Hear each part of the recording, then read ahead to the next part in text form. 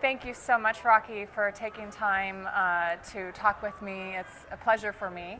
And we're here right after your workshop at Cairo Caravan. You just taught about Turkish Split Hand Technique. Yeah. Yeah. How did you get involved in Turkish Split Hand Technique? Well, I was a Doumbek player, mostly doing the Arabic technique. Yes. Then I saw what was happening in Turkey, like on YouTube. I just saw the Turkish drummers, and I realized that I need to go there and figure out what they're doing, because on the videos it just looks like a blur. Right. So 4 years ago was my first trip well, it was my first trip to study there and stay there. I call it the revolution that year. And I went with 4 of my students, all women, and we just plopped ourselves in the heart of the music district. Yes. And we're like, we want to learn, you know? And I ended up finding my teacher and then started studying the style. Had your teacher found out, knew you ahead of time, or? He had heard of me because, you know, I was doing these concerts in Egypt, these big concerts with a big Doumbek orchestra, and those are, a lot of people have seen those on YouTube. So he saw me, he had seen some of my stuff, but yeah, so he had kind of heard of me. Yeah, and then, but I just, you know, came to him as a student very humbly, and he's my favorite. A lot of people in Turkey now are playing really fast and really impressive, but my teacher has a beauty to every single hit and a depth that nobody else has, in my opinion. You know, he just has this, his playing is profound and gorgeous. So I'm really happy to study with him. Yeah. And so what makes Turkish technique beautiful compared to, well, not that Arabic is less beautiful, but what's now attracting to you about it? Well, basically it splits the hand into 2. So you get much more potential for speed. Okay. And I think of it as a combination between the Egyptian Doumbek playing and Indian tabla. Okay. Because the Indian tabla players split the hand in 2, and they have these very, very virtuoso, fast things that they do. Yeah. And now with this technique, you can kind of do those Indian patterns on the Doumbek.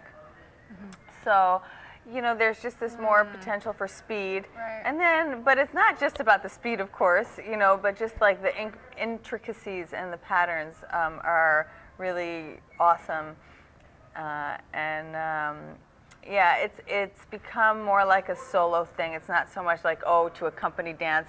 Okay. I mean, honestly, this style is not so suitable for accompanying dance because it's so fast and so intricate. It's not like that groovy, like the Egyptian is just so simple and groovy, and it's like, you know, easy to dance to. Right. The Turkish technique is more of just a solo virtuoso thing. Yeah.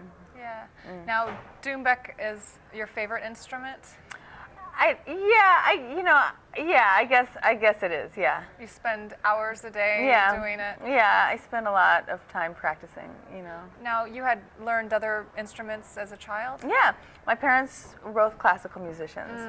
I grew up my whole life playing classical music. There are pictures of me in diapers playing a little violin. Like, I couldn't even go to the bathroom and I was playing music. So, classical music, and then but I couldn't really picture myself as a classical musician. It's like, what am I going to be, an orchestra? What am I going to, you know, like, I just couldn't see it. Then everything changed when I went to India in my mid-20s and just started drumming, took drumming lessons. And it was like, this is for me. Something about that resonated with you. Oh, yeah, and the whole mathematic aspect. I just love math. I love the whole relationship between numbers and cycles and the perfection of a cycle. And, you know, I really get into that. So. Yeah, so, and then I just totally fell in love with the Middle Eastern music and stuff, so. And then you made that your whole career, your whole life. Yeah. Were you playing other music before that publicly, or was it the Doumbek that really got you to It was the Doumbek. It was the Doumbek, yeah. I was kind of working in journalism and different jobs. I was, you know, for a few years, and I was doing music on the side, but I hadn't really found my voice, really. And then when I started playing the Doumbek, actually about a year after I started playing, I was able to make my living from Doumbek. I didn't need any other job. So it was just so clear to me that like this is what I was made to do. And yeah. When you play, sometimes you have a movement that reminds me of a dancer. Did you ever take dance classes, or is it just you allow the music to move? I had a phase where I was pretty into belly dance. I was taking classes and I was practicing my shimmies with a metronome, and I actually had a couple gigs as a belly dancer. Somebody has videos of those someplace. And then, but then I just got very heavily into yoga, and there's only so much I could do, so I kind of, that became my, more focus, and I kind of dropped the belly dance thing. So.